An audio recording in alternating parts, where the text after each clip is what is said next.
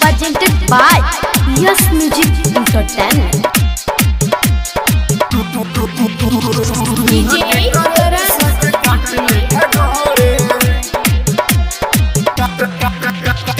सुंदरपुर नेपाल।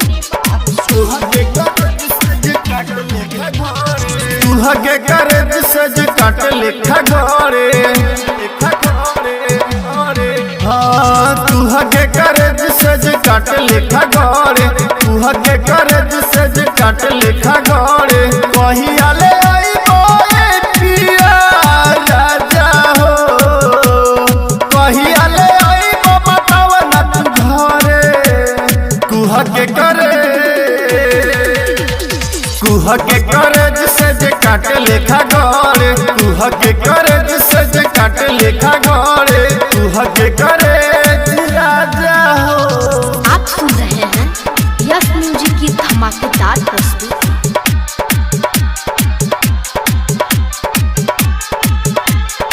तुहगे करे सज काट लेखा घरे डीजे करण काट लेखा घरे सुंदरपुर नेपाल। काट लेखा घरे काट लेखा घरे आवेला याद तोहर फटला करे जो हो केला ना हमारा से पिया पर है जो हो आवेला याद तोहर फटला करे जो हो केला ना हमारा से पिया पर है जो हो बिरह के अगिया से राजा सैया हो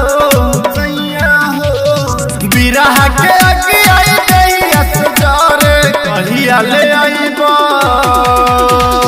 कहिया ले आईबा बताव ना तू घरे कहिया ले आईबा बताव ना तू घरे कहिया ले आईबा बताव ना तू घरे डीजे करण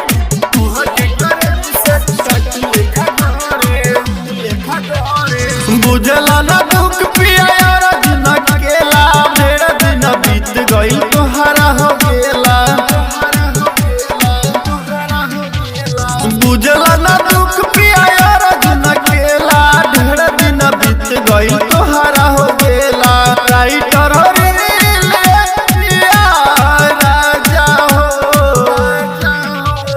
राइटर हो रील सुनो हमरे कमरे कहिया ले आईबा कहिया ले आईबा बताव ना तू घरे कहिया ले आईबा बताव ना तू घरे तुहगे करे सज काट लेखा घरे।